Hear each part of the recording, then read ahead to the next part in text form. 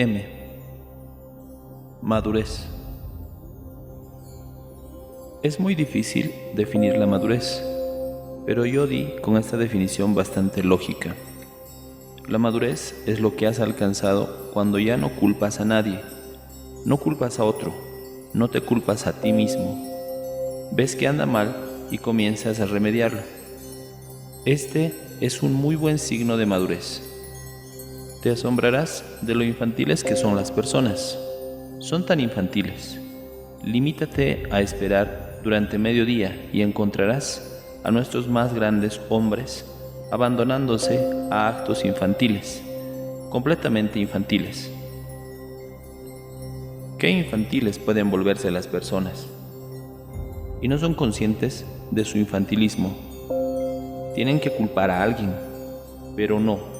Madurez es comprender que no se puede culpar a nadie, o dicho con más precisión, es no darse la salida emocional infantil de culpar a otros o a uno mismo, sino más bien ver que anduvo mal y ponerse a remediarlo. Hacer algo al respecto. Entonces, ellos no pueden ser culpados. Tú no puedes ser culpado. La programación es lo que los llevó a hacer eso.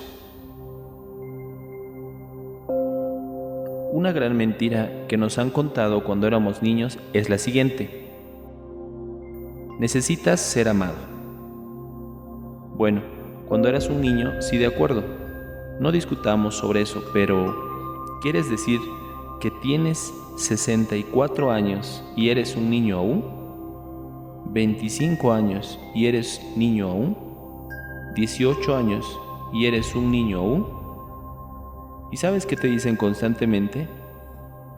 Necesitas ser amado, necesitas tener éxito, necesitas ser aprobado, ser apreciado, ser afirmado, necesitas basura. Y todos lo creen. Te diré qué necesitas. Hay solo una necesidad, que es amar. Podrían decir que estoy equivocado, de acuerdo, pero es el producto de muchos años de largas meditaciones. Hay solo una necesidad, que es amar, no hay otra.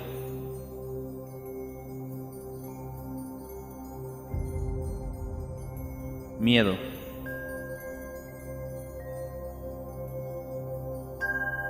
Con la religión nos han metido muchos miedos que están ahí y que hay que solucionar.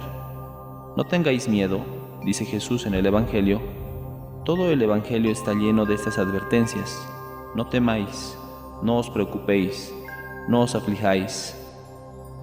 Pero nosotros hemos hecho una religión llena de tabúes y temores, llena de ideas falsas y de falsos ídolos. El miedo genera los deseos. Los deseos son otra consecuencia del miedo. El que nada teme está seguro y nada desea. El miedo es provocado por lo no existente. Tienes miedo porque te sientes amenazado por algo que has registrado en la memoria. Todo hecho que has vivido con angustia, por unas ideas que te metieron, queda registrado dentro de ti y sale como alarma en cada situación que te lo recuerda.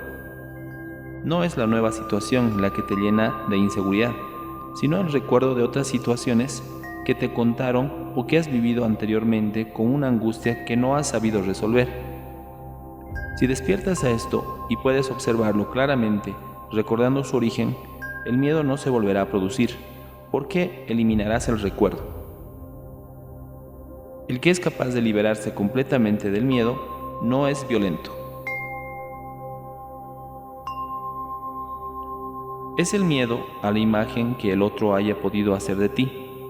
Miedo a perder su amor, miedo a tener que reconocer que es una imagen la que dices amar, y miedo a que la imagen de ti, la que tú sueñas que él tenga de ti, se rompa. Todo miedo es un impedimento para que el amor surja, y el miedo no es algo innato, sino aprendido. Pierde el miedo y todo es posible. Hace falta despertar. El miedo solo se quita buscando el origen del miedo. El miedo es lo que nos lleva a quedarnos en la programación. Lo contrario al miedo es el amor. Donde existe el amor, no hay miedo alguno. Tu miedo brota de la manera que tienes de ver las cosas y de las consignas de tu mente. Analiza sinceramente, sosegadamente, cuáles son tus cárceles imaginarias y el porqué de tus miedos.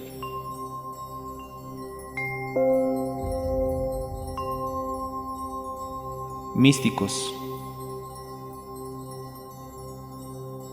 El místico es el revolucionario por excelencia. Él no hace nada porque todo se hace por medio de él.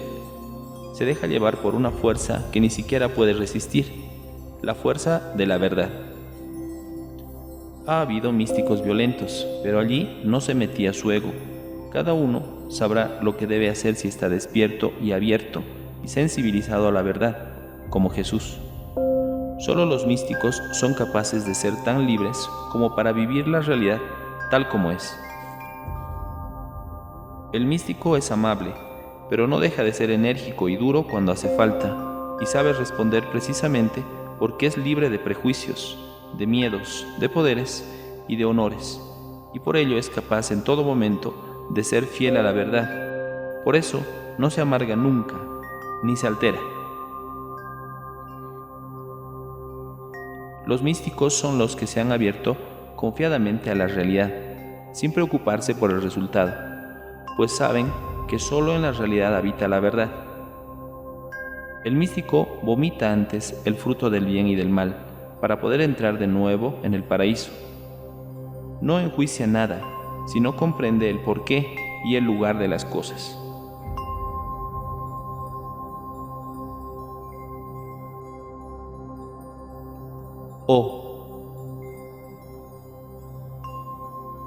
Observación. Para despertarse, el único camino es la observación, el irse observando uno a sí mismo, sus reacciones, sus hábitos y la razón de por qué responde así. Observarse sin críticas, sin justificaciones, ni sentido de culpabilidad, ni miedo a descubrir la verdad, es conocerse a fondo. Hay un proverbio chino que dice: cuando el ojo no está bloqueado, el resultado es la visión. Cuando la mente no está bloqueada, el resultado es la sabiduría. Y cuando el espíritu no está bloqueado, el resultado es el amor. Hay que quitar las vendas para ver. Si no ves, no puedes descubrir los impedimentos que no te están dejando ver. El observarte a ti mismo es estar atento a todo lo que acontece dentro y alrededor de ti, como si esto le ocurriese a otra persona, sin personalizarlo, sin juicio ni justificaciones, ni esfuerzos por cambiar lo que está sucediendo, ni formular ninguna crítica ni autocompadecerte.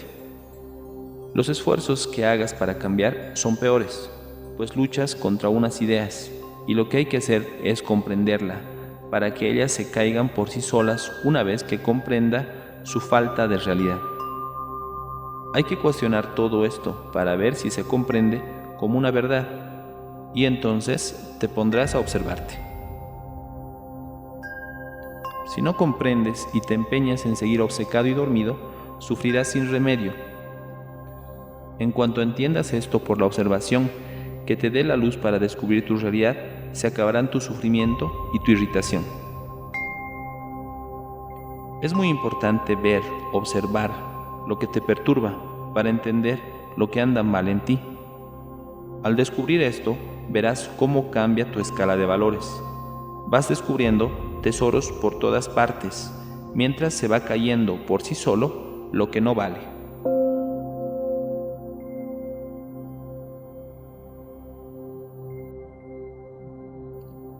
Odio.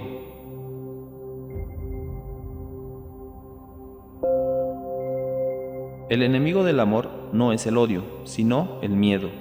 El odio es solo una consecuencia del miedo. La vida se escapa y hay que aprovecharla hasta el fondo. Importa fijarse en la ofensa para aprender, pero no en el ofensor, que actúa por su programación. Liberarte del odio es lo mismo que liberarte de tu miedo, pues el miedo es lo que produce el odio, y si el miedo es por ti mismo, es que te estás odiando. Y si anida el odio en ti, odiarás a todo el mundo.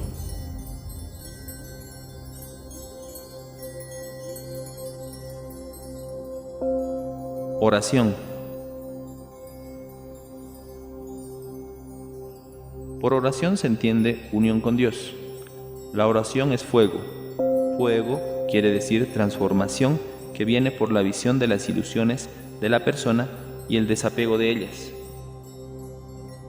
Si la oración fue adecuadamente practicada y entendida, dará la riqueza que hace que las cosas no tengan importancia. La oración se hace para que tengas cada vez más conciencia de ti. Comprensión, atención, disposición para ver. Así es la oración. Al hablar de oración no me refiero a Señor, Señor, sino a hagan lo que digo. Esa es la oración de la que estoy hablando, ¿entiendes? Hay dos tipos de oración. Hay el Señor, Señor, y algo mucho mejor. Hagan lo que digo.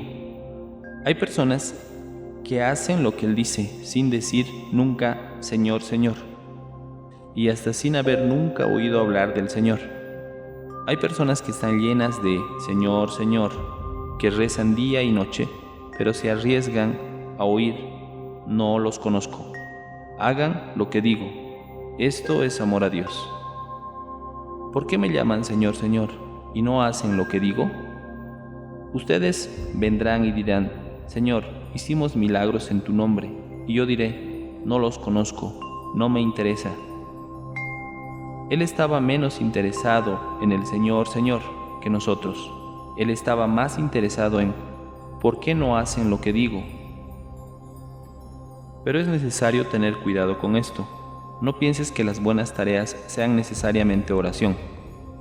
Si yo diese mi cuerpo para ser quemado y todos mis bienes para alimentar a los pobres y no tuviese amor, será todo en vano. Los hechos en sí no son lo que tiene realmente valor. Hay algunas obras que son realmente buenas y otras que son corruptas.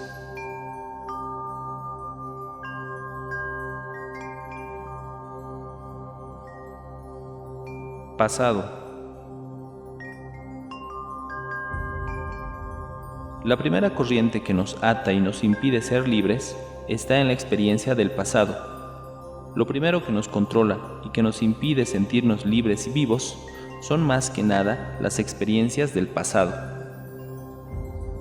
Otra especie de corriente que nos ata interiormente son las buenas experiencias del pasado. Es tan bueno recordarlas y alimentarse de ellas, pero allí hay un peligro. El peligro es que se contagie aquella enfermedad que se llama añoranza. ¿Sabes lo que sucederá entonces? Vas a dejar de vivir. Abandonarás el presente. Más aún, probablemente, destruirás el presente. Si estás doliéndote de tu pasado, es que estás dormido. Lo importante es levantarse para no volver a caer. Está en tu capacidad de comprensión y de ver otra cosa que lo que te permites ver. Ver lo que hay detrás de las cosas. Cuando se te abran los ojos, verás cómo todo cambia, que el pasado está muerto, y el que se duerme en el pasado está muerto. Es peligroso vivir de la memoria del pasado. Solo el presente está vivo y todo lo pasado está muerto, no tiene vigencia.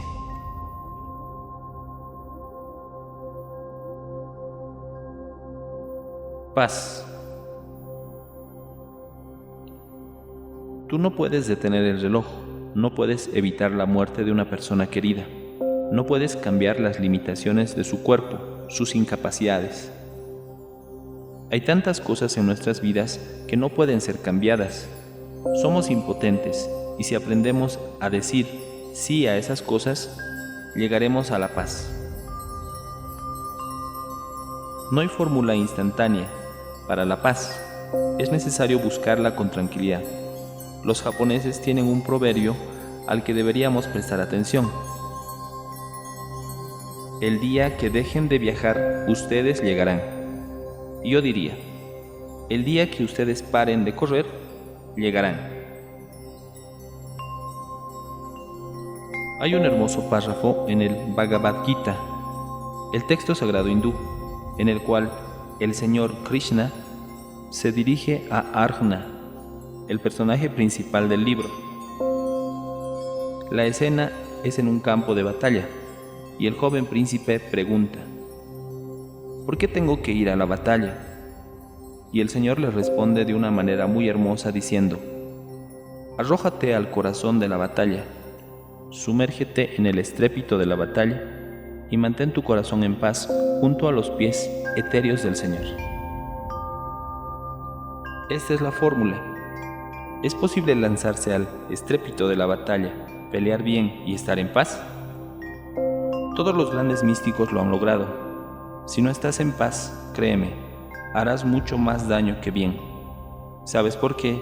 Porque no será la batalla del Señor la que estarás librando, será la batalla del ego y no lo sabrás. Las causas pueden ser justas, pero cuando está involucrado el ego, oh Dios. De modo que podrías lanzarte directamente a la batalla con el corazón en paz, y entonces nada destruirá tu felicidad. Sería terrible si pelearas bien y el resultado fuera la pérdida de la felicidad. No debes hacer eso. Hay que tener en cuenta dos cosas. Primero, que el mundo es un enredo. Y segundo, que yo también soy un enredo. No hay que esconderse detrás de una comisión de paz. Eso no soluciona nada. Si te reúnes con una jauría de lobos en una comisión de paz, no alcanzarás la paz. Si te unes a 1000 lobos para organizar justicia, no obtendrás justicia. No debes tratar con los lobos, de modo que es conveniente que te comprometas tú mismo con una causa. Eso es bueno. Comprométete con todo tu corazón en la batalla estremecedora. Pero si has alcanzado el desapego, estarás por encima de eso. Como alguien dijo una vez de manera tan bella: para alcanzar la paz del corazón, renuncia como gerente general del universo. Como yo no soy el gerente general, hago lo que puedo, me zambullo y el resultado queda en las manos de Dios, de la vida, del destino. La paz no es necesariamente destruida por la disputa o la discusión. Quien destruye la paz es el yo. ¿Eso me pertenece y no voy a compartirlo con nadie? Cuando tomo esa actitud de apego y egoísmo, mi corazón se va haciendo cada vez más duro. Ese es el gran enemigo de la paz, un corazón apegado, endurecido y egoísta.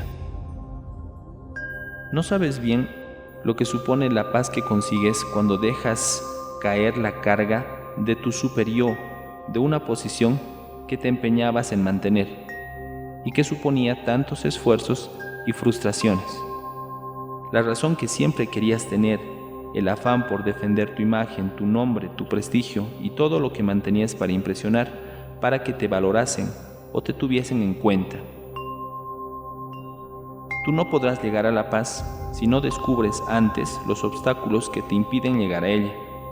Tú llevas la paz dentro, solo descúbrela.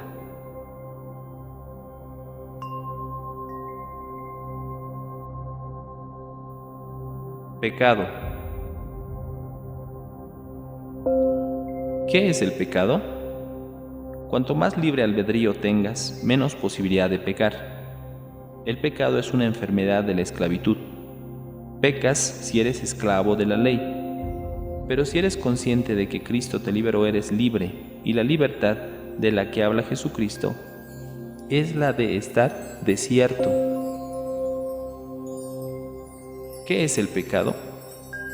Existe el pecado, pero es un acto de locura. Tú preocúpate de desmontar tu programación y no te preocupes de lo que te digan. Nadie hace el mal sin una justificación. Es la justificación la que lo engaña. Nadie se daña a sí mismo conscientemente, sino inconscientemente. El que hace el mal es un loco que no merece castigo, sino cura. No se puede condenar al que peca, sino al pecado, que es un error. Las acciones pueden ser malas o buenas, y siempre dependerá de la madurez y cordura del que las cometa. No puede llamarse malo al que comete actos equivocados creyendo que los hace bien, o al que hace eso compulsivamente, defendiéndose de peligros que solo están en su imaginación. Ese es un loco, un ser dormido, al que hay que despertar, o un enfermo, al que hay que curar. Existe mucho pecado a nuestro alrededor, existe mucha maldad. Sin embargo, cuanto más se comprende la naturaleza humana, tanto menos inclinado se siente uno a juzgar a cualquiera, porque hay tanta estupidez, tanta ignorancia, tanto temor y tanta programación detrás de mucho de lo que llamamos pecado, que hemos sido aconsejados acertadamente que no debemos juzgar a nadie, ni siquiera a nosotros mismos. San Pablo lo dice: él no se atreve siquiera a juzgarse a sí mismo. Nadie hace las cosas malas adrede, fríamente por maldad, por la sencilla razón de que el componente sustancial de nuestro ser es el amor, la bondad, la felicidad, la belleza, la inteligencia, como luz de la verdad. Si esta sustancia está ahogada por los miedos, por el sufrimiento, la única solución es sacar lo que estorba.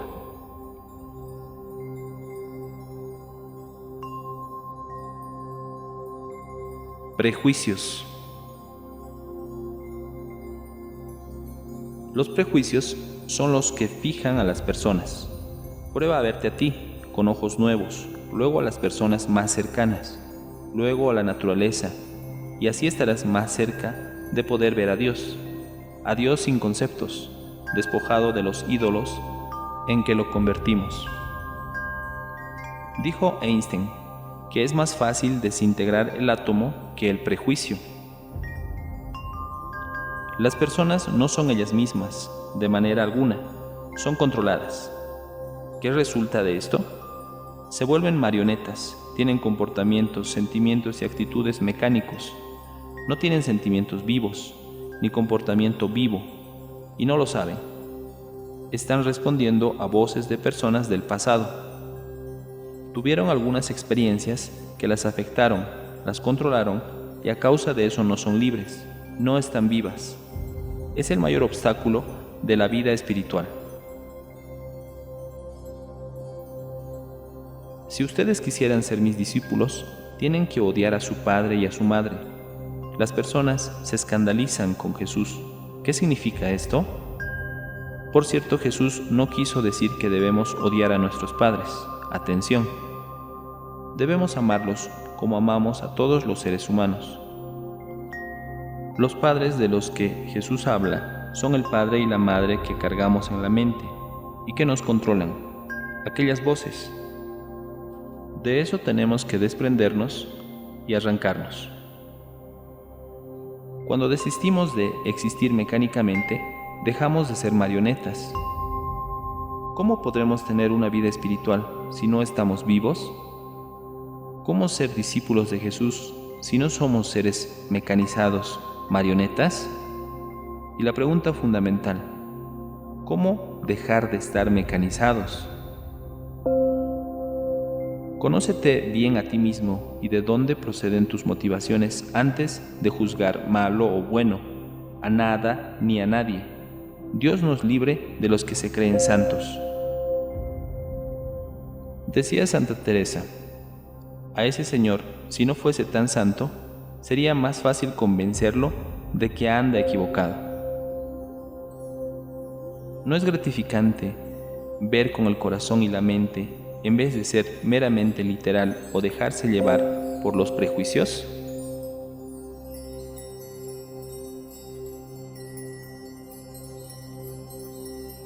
Programación.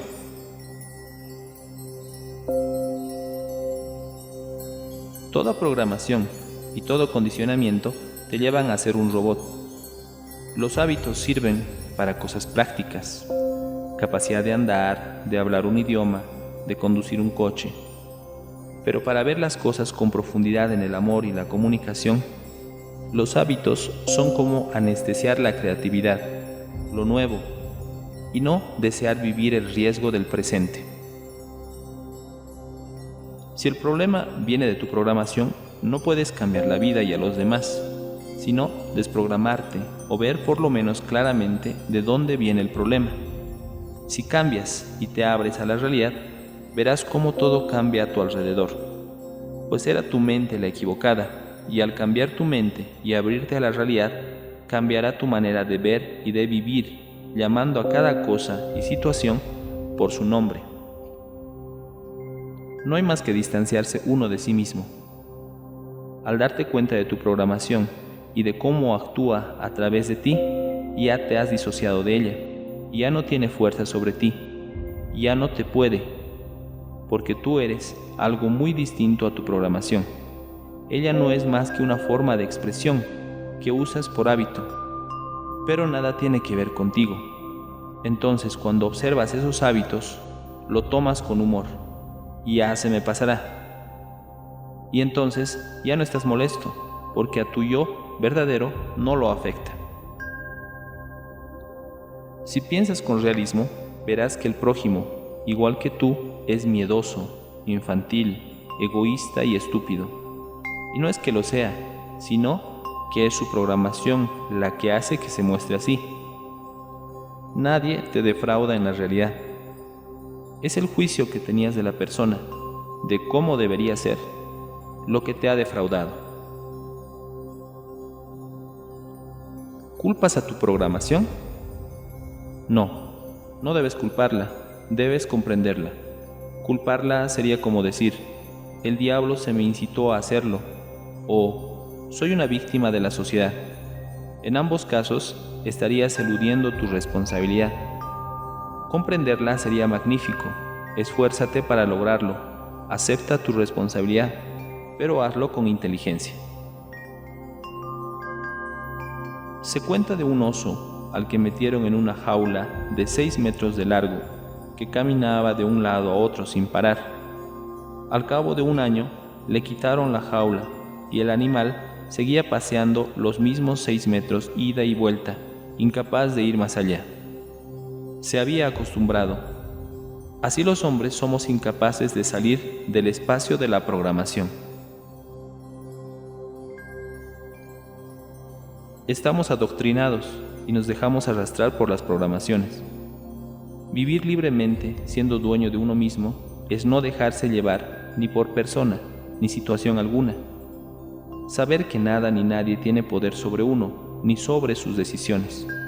Eso es vivir mejor que un rey y saber oír esa hermosa sinfonía de la vida y disfrutarla. Nos han programado para ser felices o infelices, según aprieten el botón de la balanza o la crítica. Y esto es lo que nos tiene confundidos. Has de darte cuenta de esto, salir de la programación y llamar a cada cosa por su nombre.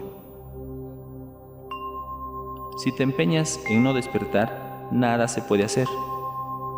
No te puedes empeñar a hacer cantar a un cerdo, pues perderás tu tiempo y el cerdo se irritará. Ya sabes que no hay peor sordo que el que no quiere oír. Si no quieres oír para despertar, seguirás programado. Y la gente dormida y programada es la más fácil de controlar por la sociedad. Estamos programados desde niños, por las conveniencias sociales, por un mal llamado educación y por lo cultural. Vivimos por ello programados y damos la respuesta esperada ante situaciones determinadas, sin pararnos a pensar qué hay de cierto en la situación y si es consecuente con lo que de verdad somos, esa respuesta habitual y mecánica. Tenemos programadas ideas convencionales y culturales que tomamos como verdades, cuando no lo son, como la idea de patria, de fronteras y hábitos culturales que nos llevan a conflictos cuando nada tiene que ver con la verdad. Lo que haces como hábito te hace dependiente porque te lo han programado. Solo lo que surge de dentro es tuyo y te hace libre. Lo importante es el ser y no el figurar.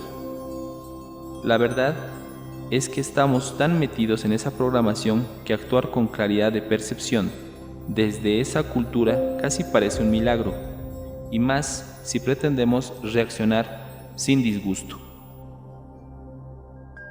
En la naturaleza no existen fronteras.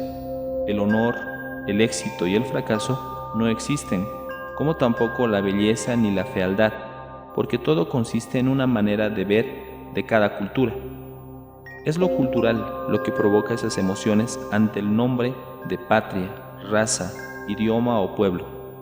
Son distintas formas de ver que están programadas en nuestra mente. La patria es el producto de la política y la cultura es la manera de adoctrinar. Son las resistencias que pone tu programación lo que te impide ser feliz. De no tropezar con tu resistencia, ¿dónde estaría el dolor?